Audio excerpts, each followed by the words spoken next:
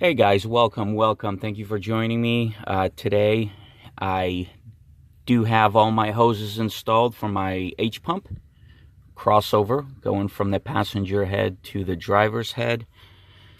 Here's my other one coming off that, feeding the passenger head. So yeah, the kit you get from the gentleman, I'm going to throw a link down below. If you're interested, it comes with all the fittings, all the hoses. He is the cheapest by far, and he also gives you free shipping and a lifetime warranty on the hoses. So if you want to check it out, look down below, hit the link. It'll take you to his eBay page, and you can read up about it, contact him, whatever you like to do. Okay, so let's get to it. So what I did is you're going to receive the fittings. You're going to remove 4 plugs. This one here, this one already had a 90. There was a plug in here, and there was a plug in here because the pump was feeding that there. So what I did is, with the new hosing, you receive a shorter hose, and off the pump you're going to come off and hit the first plug. Stock was going to that one, but the problem is running from your passenger to your driver's side. It was a cluster F. You know, you had to come in through here and bend the hose, and then this one was running back here, so it was a mess. This way, it is a much cleaner look. Looks a lot nicer. It's awesome. It just shoots right across. This is a shorter hose, feeds the head. Yep, because I just didn't like the way it looked, so that's what it looks like. The only thing I did run into you're going to have to do is off your fuel regulator, if you have an OBS. Let me see if I could find a sensor. Alright, here's the sensor. Fuel bowl sensor senses if you have water and a type of BS. I own the truck since '96. This sensor has been replaced many times, because what happens is you get a leak right here in the front. It starts dripping diesel fuel. It has only came on a handful of times, maybe 6 times at the most, that this sensor ever came on and, you know, flickered on, and there was a little bit of water in my fuel. Is it necessary? For me, no. For a guy that doesn't, you know too much about engines, maybe. But this is what I have to do. See that little black brass plug? That's where the sensor was. So the sensor sticks out too much. It hits the new hosing.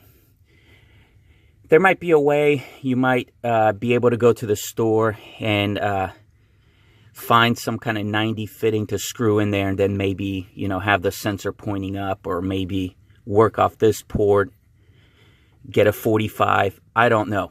I didn't try it. I don't use it, so I just done a whole delete. Went to the plumbing store. This is a brass plug.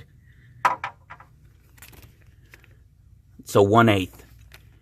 I'll link a video down below that I done on this, so you know you can get all the information. But it's a basic fix.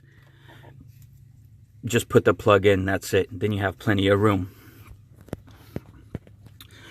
And also, the reason I didn't do an installation video, because I did run into a few little snags, and it was just, it would have took a long time.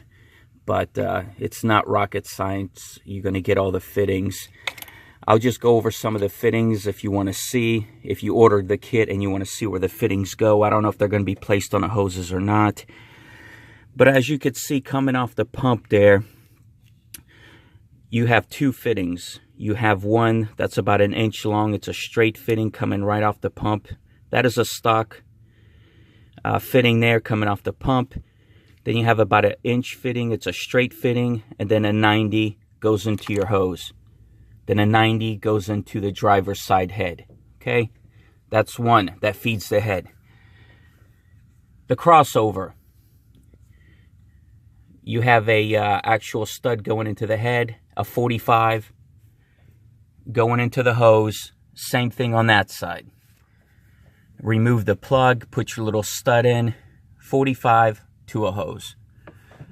Okay, passenger head is going to be a 45, goes into the hose. Now this was a little bit of a problem because the actual hose goes underneath the solenoid tray here, and you have to go underneath it. It's a tight fit.